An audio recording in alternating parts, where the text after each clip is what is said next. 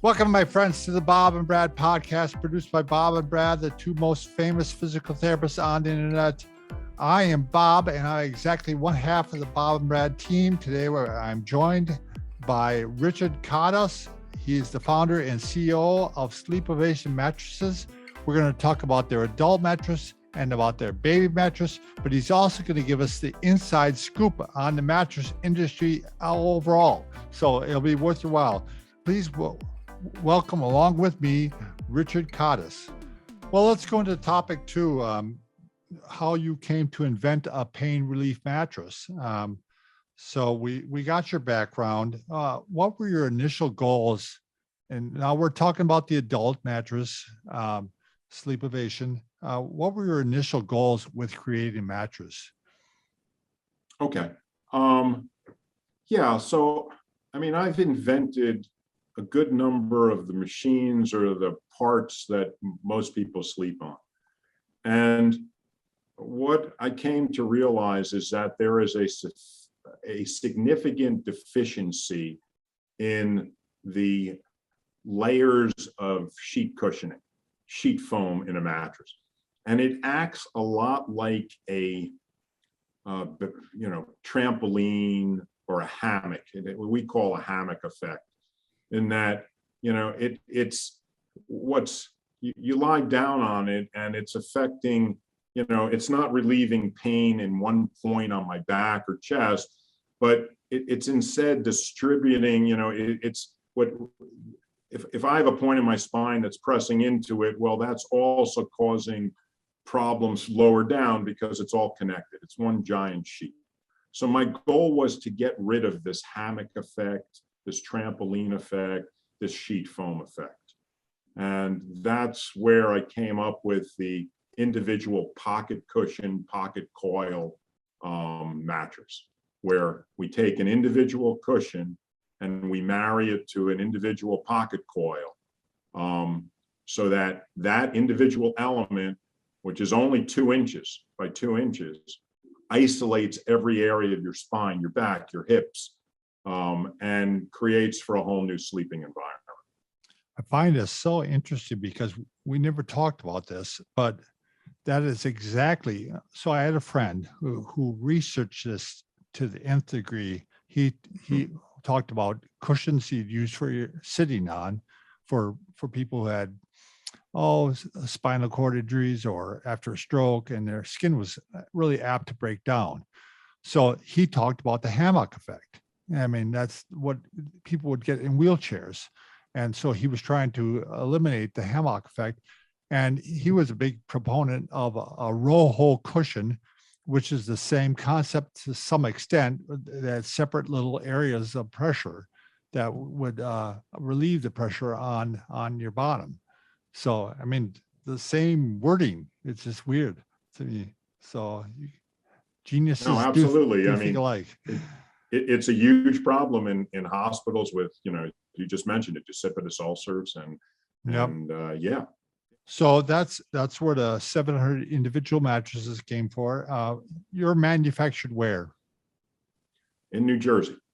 Good. We have a factory in Wharton, New Jersey. We source components, all USA components, from as far away as South Carolina, Connecticut.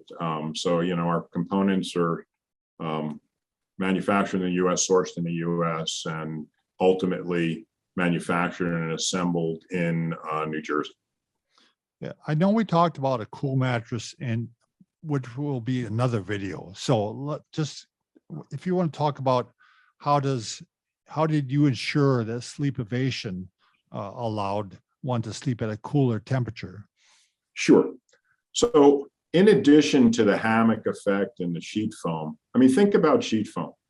You have a giant piece of sheet foam. It's not like air is flowing easily through that sheet foam. Right. Now they have open cell foam that allows some flow, but if you're to realistically look at the airflow through that, it's incredibly slow.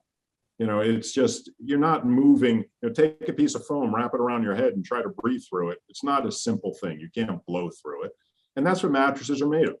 So right off the bat, there's not a lot of airflow in and around contact with your body. So one of the huge benefits of having 700 tiny mattresses and 700 tiny cushion elements is each cushion element is separated by, let's just round it off, a 1/4 inch from the next cushion element. And what goes down there for 3 inches, of depth is an air channel. So inherently, there's air channels through the whole mattress. And another interesting fact, because we actually hold a patent on this particular thing, is as you press on one cushion, it acts like a little bit of a pump. And it actually pumps air into those air channels. So even your movements create airflow. Yeah, it's actually in the patent literature.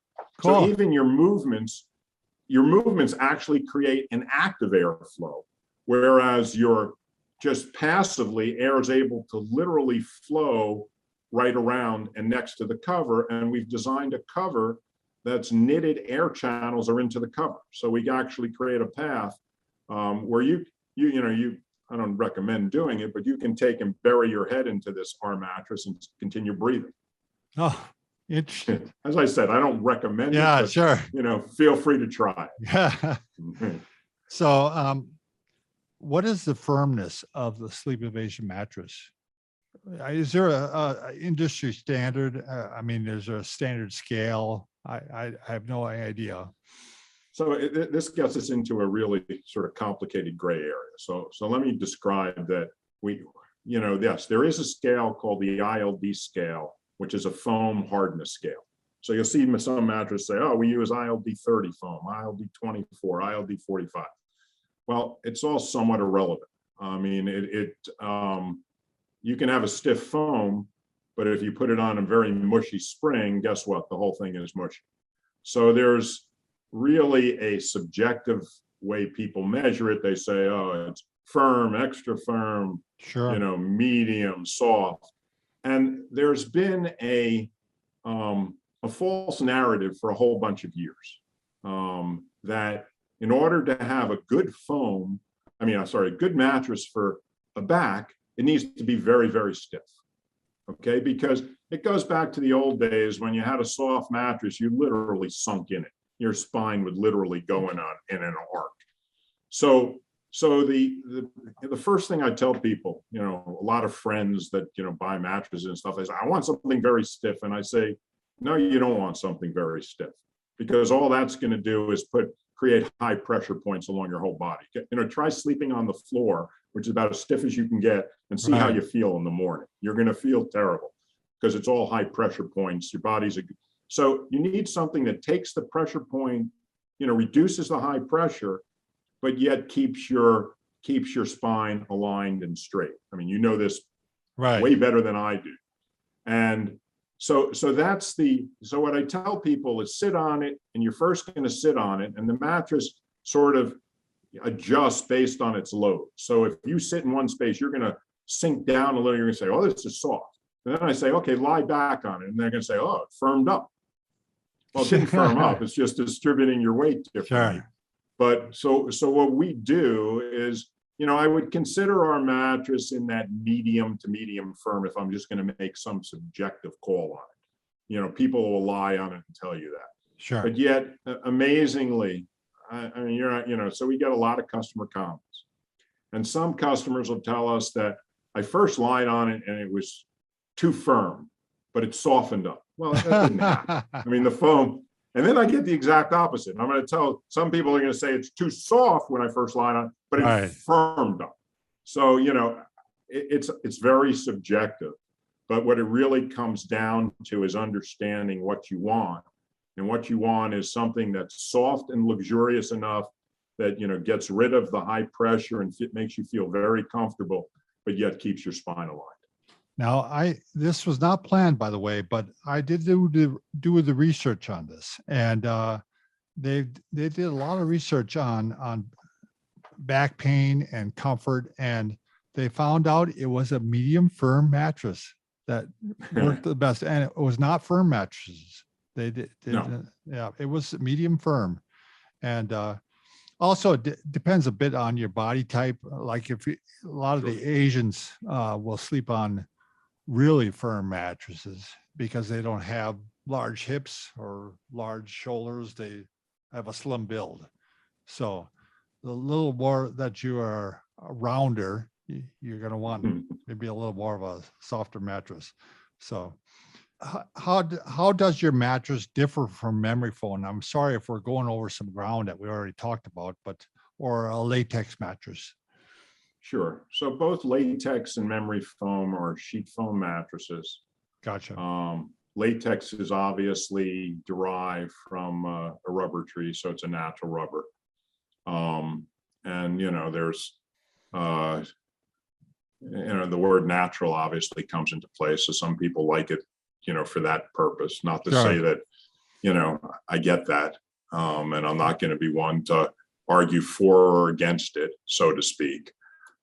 Personally, I think latex has bad qualities for comfort. If you're looking at a mattress, I mean, it has sort of a very stiff, non-responsive feel to it. Sure. Some people might like that, and some people like the natural side, so that's up to them. But and memory foam is, again, it's a heat-sensitive foam that takes a shape. So you seem very comfortable when you first lie on in one position because it's going to cradle you. However, it's completely unresponsive to moves and sleeps very hot. And latex will also sleep hot. So, the 700 tiny mattresses that have the air channels, nothing compares to that. I mean, that's, simply put. Now, again, a dirty little secret is every single mattress manufacturer is going to tell you they sleep cool. Right. And why not? There's no standard in the industry for saying what is cool. Sure. So it's something that, it's a bit of a red flag and something to watch out for, because you're not going to know unless you take that quote cool mattress home and, when you wake up at 2 a.m. with sweats, because the individual cooling gel beads, change state after 15 minutes and no longer cool. You don't get that until you test it out. Another reason to try a mattress for 100 days. So. Absolutely. Look, let me be 100% honest. As a mattress manufacturer, I hate that people can return mattresses, because when you get after 100 days, if somebody doesn't like it, and look, people are not going to like everything. We expect some customers. It's very, very personal. Yes. We're going to have to pick it up and literally throw it out, because, you can donate it. Sometimes we can get lucky and find a shelter or something that'll take it. But a lot of times it's nothing but thrown out. So it's a huge waste, but I understand it. And it's something, you need to do if you're in this business. Yep. So what is the expected lifespan of a Sleep Evasion mattress? I mean, we've tested it out to, obviously we don't have 10 years under our belt, but our testing says 10 years, or longer. So it's what I could probably hang my hat on. Again, sure. The individual cushion elements, the foam will last longer than a conventional mattress that uses sheet foam because of that shear effect. That shear and force, the breaking of the the microcelles will not, the tearing of the microcell walls inside the foam is substantially reduced. I'm so glad you explained that to me, because on the surface, it almost looks like they might wear down faster. I don't know why that is, but I've heard even some people comment, well, those will wear down fast. And it's like, no, there's less shear force, so it's going to hold up longer. Right. If you do a cross section of a mattress after 10 years with conventional sheet foam, and you look at those sheet foam elements, you're going to see, what should look like internal cells are no longer holding their shape. And that's why you get a body imprint. There's no magic. Why does a body imprint happen? Body imprint happens because there's micro tearing in the internal structure of the foam. Gotcha. And it no longer has the resilience that it had when it started. Another good reason why you want high quality foam no matter what you buy. Mm-hmm. Very much so. So where does the Sleep Evasion price tag fall in the range of mattresses? Yeah, so our prices fall roughly between $1,500 and $2,200, $2,300, which falls right in the middle of the range. Sure. Maybe I shouldn't say middle. I should say middle to upper, because the cheap mattresses always dominate on quantity. Right. You you can buy an Amazon mattress for 400 or 500, so they're going to need to sell a zillion of those to make money. Yeah, so, but of a premium quality mattress, if you go into a department store, a bedding store, and look at mattresses, we fall sort of right in the middle of that zone. Gotcha. Now, let's talk about two mattress terms, edge support and motion transfer. So how do you think about those? How did you address those issues? So we have, so two things address motion transfer. One is having a pocket coil mattress. You know, you remember in the old days, again, maybe we're dating ourselves, they used to throw bowling balls on mattresses and have wine drinks next to them, and they didn't move. Well, those were usually like Simmons ads for beauty rest pocket coil mattress. So the base element we have is a pocket coil. However, what also is going to have motion transfer, and another one is going to be having that hammock effect, that sheet foam. Right. Since we've split it up, we literally have, and we like to call it 700 individual mattresses. That's basically what you're doing. And mind you, the exact number is not 700. That's our average. So if you have a king mattress, you're going to have 900. And I didn't know that. Yeah, it just, what we couldn't say, oh, 1620, you know, yeah, right. I'm sorry, 870, or, you know, but it's an average number. We footnote that on our site, but for marketing purposes, easy to say 700 individual mattresses. But those 700 individual mattresses, you know, are tremendous for isolating motion. If there's two people on a mattress, where that becomes, you know, a key thing if you're sleeping with a partner. And every time they get up to go to the bathroom or they roll from left to right, you don't want to roll with them. Gotcha. Anything about edge support? You talked about that. Yeah, earlier. so this is another very debated mattress item, in that, you know, and a lot of it goes back again to the mattress store, where I told you have to be firm for people on the edge to think that this is what they want. Right. So we keep our mattress identical from side to side. And by doing that, we increase the usable sleep area. Okay. And it's designed to be edge to edge sleeping. However, there are people that will say, I want a super firm, you know, edge mattress so I can sit up on it and get up. And we don't do that.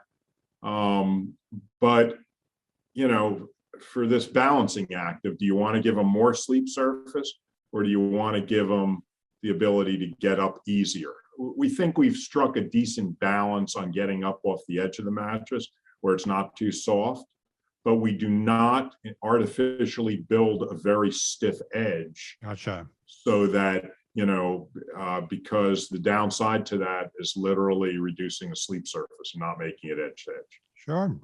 Never thought about that. And with my wife, she makes me move way to the edge. So she's yeah, well, that can be for snoring. Right. You know, I mean, my wife thought that going from a queen to a king mattress was necessary because of me snoring, and I said that extra 18 inches sound travels just as quick through it. Sure, not gonna make a difference. No, it doesn't make very much difference. So in your opinion, is SleepOvation for back sleepers, side sleepers, stomach sleepers? I mean, all of the above? I mean, the bulk of people sleep on their back or their side, stomach being probably the great minority. However, we have sleepers on all, you know, I mean, I could show you and argue that each works. Having the individual 700 cushions, you know, everybody who sleeps on their stomach, unless they have absolutely no gut, you know, you're going to want that pressure relieved, especially for side and back sleepers. As you know, you create these waves of pressure points. Yes. We distribute them better than anybody. I mean, it's that simple. Yeah, I've had many people tell me who had shoulder problems that this was, Brad included, was one of the people that could lie on the side and take pressure off the shoulder and would actually could sleep better with that. Yeah, so. I mean, it's a huge, you know it. I mean, it's a huge issue. It's a huge pressure concentrator. Yes. And, you know, if you're sleeping on something that's not reducing that pressure, you're not going to be comfortable. Well, I've got to say it, Richard, you are a genius when it comes to the mattress business. I wouldn't go You that are- far. You are the guy. So But thank you so much for taking time to cover these subjects. I think they were going to be very helpful to people, really helpful to me, really explain some things to me. And so go to his website. You can go to sleepovation.com for the adult mattress, and you can go to sleepovationbaby.com for the infant and toddler mattress. So thank you, Richard, for joining us. Thanks, Bob. It's been great talking with you. Thanks again.